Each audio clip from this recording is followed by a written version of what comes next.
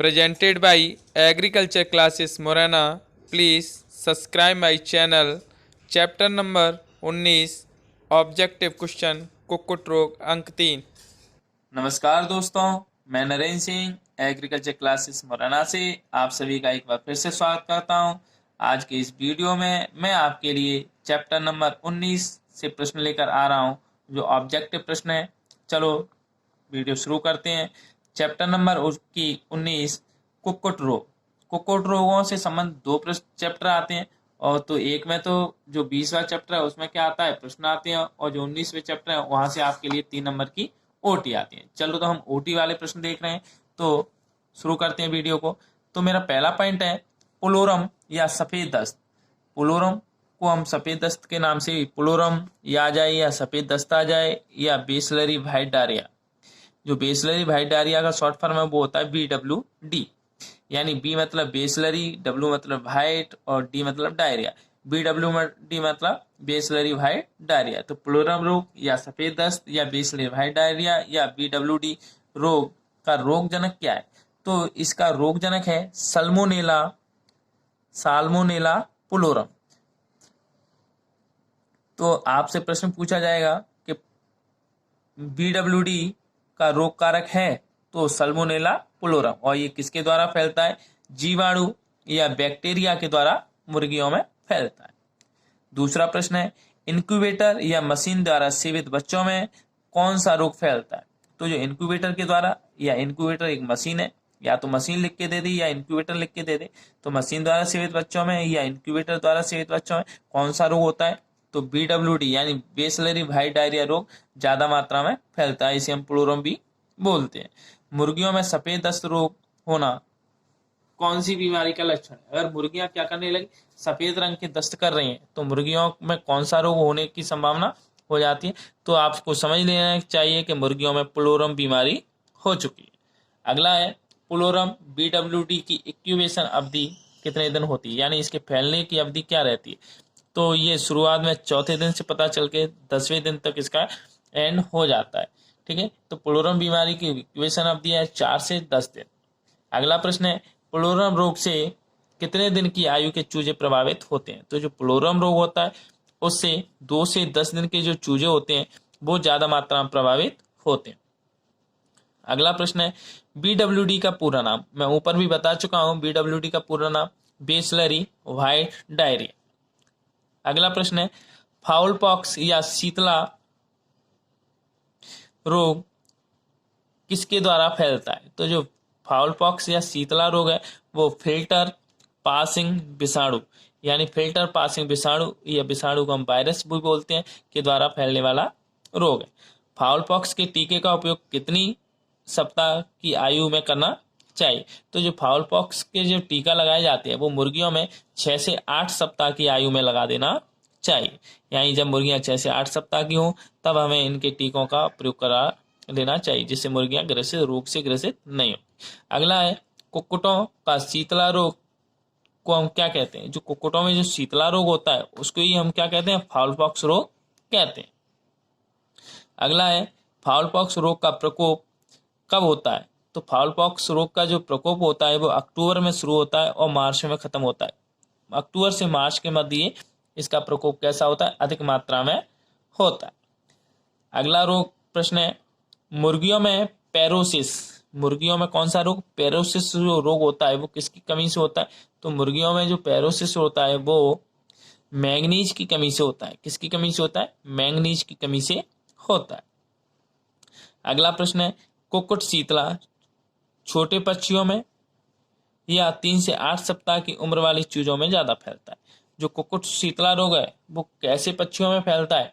तो जो कुक्कुट शीतला रोग है वो छोटे पक्षियों में या 3 से 8 सप्ताह की उम्र वाले चूजों में ज्यादा होता है। तो आपको ध्यान रखना है, प्रश्न आएगा कुक्कुट शीतला रोग कितनी आयु के बच्चों में या चूजों में फैलता है? तो 3 से 8 सप्ताह की उम्र वाले चूजों में या छोटे चूजों में फैलता है। अगला प्रश्न है विषैला भोजन खाना कैसा रोग है? तो विषैला जो भोजन होता है वो एक प्रकार का रासायनिक रोग है। कैसा रोग है? विषैला भोजन खाना एक रासायनिक रोग है। ठीक है। अगला प्रश्न है कुक्कुटों में रैकेट्स या सूखा। सूखे को ही हम इंग्लिश में क्या बोलते हैं, रिकेट्स बोलते हैं।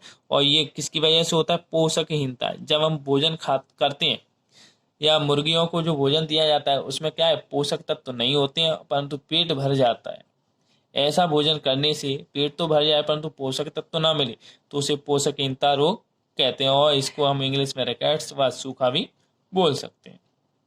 मुर्गियों में जो चेचक निरोधी टीके यानी फाउल पॉक्स या शीतला चेचक वही है, ठीक है। तो मुर्गियों में जो चेचक निरोधी टीके लगाए जाते हैं वो कितनी आयु में लगाना चाहिए, तो मुर्गियों में जो चेचक निरोधी टीके लगाते हैं वो 4 से 6 सप्ताह की आयु में लगाने चाहिए, ठीक है। अगला प्रश्न है, लकवा रोग किन कुक्कुटों में होता है, तो जो लकवा रोग होता है वो युवा कुक्कुटों में यानी नौजवान कुक्कुटों में अधिक होता है। अगला प्रश्न है, बर्ड फ्लू या कुक्कुट चेचक रोग विषाणु जनित रोग है, यानी जो बर्ड फ्लू रोग है या कुक्कुट चेचक है वो कैसा है, किसके द्वारा जनित रोग है, तो वो विषाणु के जनित द्वारा रोग है, जिसे भारत में सन 2006 में देखा गया।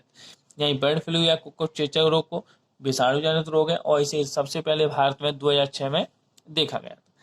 अगला प्रश्न है, गोलाकृमि है, प्रश्न आया है ये एक बार, तो गोलाकृमि है, तो गोलाकृमि एक आंतरिक परजीवी, कैसा परजीवी है, गोलाकृमि एक आंतरिक परजीवी होता है।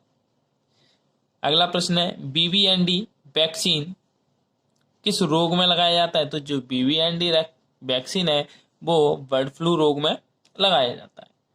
अगला प्रश्न है, विषाणु या वायरस जनित रोग, तो विषाणु जनित यानी मैंने ये पूरा लिख दिया है, कभी कभी प्रश्न पूछ लिया जाता है, तो ये आपको अगले 20वें चैप्टर में ही मैंने आपको बताया था, वहां पे भी पूछा जा सकता है कि भाई विषाणु जनित रोग होते हैं यानी वायरस जनित रोग कौन कौन से हैं।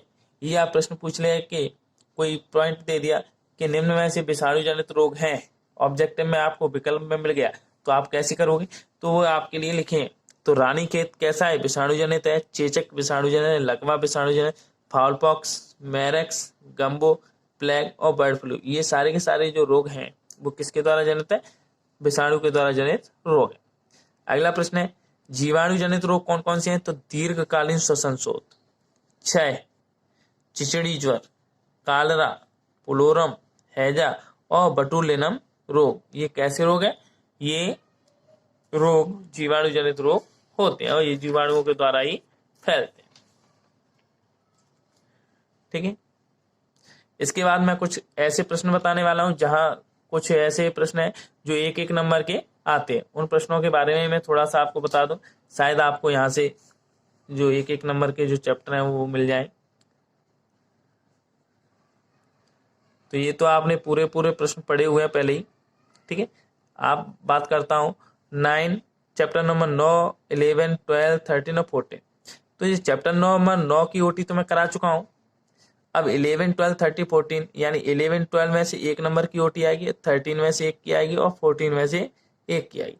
इन तीनों में से एक एक नंबर की ओटी आती है, तो उनके मैंने कुछ प्रश्न यहाँ पे रखे हुए हैं, तो वो मैं आपको बता रहा हूँ। तो ये तो हो गया, ये तो आप लोगों को पता ही है, मैंने पढ़ा चुका हूँ, ठीक है। यहाँ से 6 वाले पॉइंट से मैं आपको पढ़ा रहा हूँ।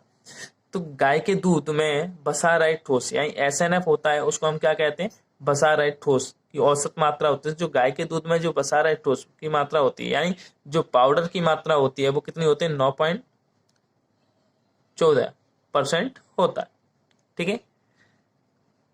अगला है, मक्खन बनाने हेतु क्रीम की अम्लता होनी चाहिए। जब आप मक्खन बना रहे होते हैं तो उस क्रीम में कितनी अम्लता होनी चाहिए, तो 0.2 से 0.3% तक उसकी अम्लता होनी चाहिए। अगला प्रश्न है, कठोर या अति दृढ़, कठोर का मतलब अति दृढ़ पनीर है, तो चेडर पनीर कठोर पनीर की श्रेणी में आता है या अति दृढ़ पनीर की श्रेणी में आता है। 450 ग्राम पनीर में औसतन कितनी कैलोरी ऊर्जा मिलती है, तो जो 450 ग्राम पनीर है उसमें औसतन 1780 कैलोरी ऊर्जा प्राप्त होती है। अगला प्रश्न है, आइसक्रीम का पाश्चुरीकरण करते समय कितना तापक्रम रखा जाता है, तो अगर आप आइसक्रीम का पाश्चुरीकरण कर रहे हैं तो उसके लिए 71.7 डिग्री सेल्सियस तापक्रम रखा जाता है। अनुमानित हम कितने लगते हैं, 72 डिग्री सेल्सियस लगते हैं, परंतु ये जब ऑब्जेक्टिव आएगा तब आपका ये काम नहीं करेगा तब यही काम करेगा। अगर आप आइसक्रीम का प्रश्न आता है तो उसमें पूछा जाता है तो आप लिख सकते हैं। अगला प्रश्न है, आइसक्रीम में जिलेटिन का उपयोग करते हैं तो स्थायी कारक के रूप में जब हम जिलेटिन का उपयोग करते हैं। मैंने ये प्रश्न आपको पढ़ाया भी था आइसक्रीम वाले चैप्टर में कि आइसक्रीम में जिलेटिन का उपयोग स्थायी कारक के रूप में करते हैं, आइसक्रीम में डालते हैं। अगला प्रश्न है, जब दूध का संपूर्ण पानी सुखा दिया जाता है तो कहलाता है शुष्क दूध, यानी सूखा दूध या दुग्ध पाउडर भी हम बोल सकते हैं। इस प्रकार से ये प्रश्न आपके लिए आएंगे। तो मैं आशा करता हूं आप लोग इसे ढंग से पढ़ेंगे और इन प्रश्नों में से आपको 20 नंबर की सारी ओटियां आपको प्राप्त हो जाएंगी। अगर आपको मेरा ये वीडियो पसंद आया हो तो मेरे चैनल को ज़रूर सब्सक्राइब करें।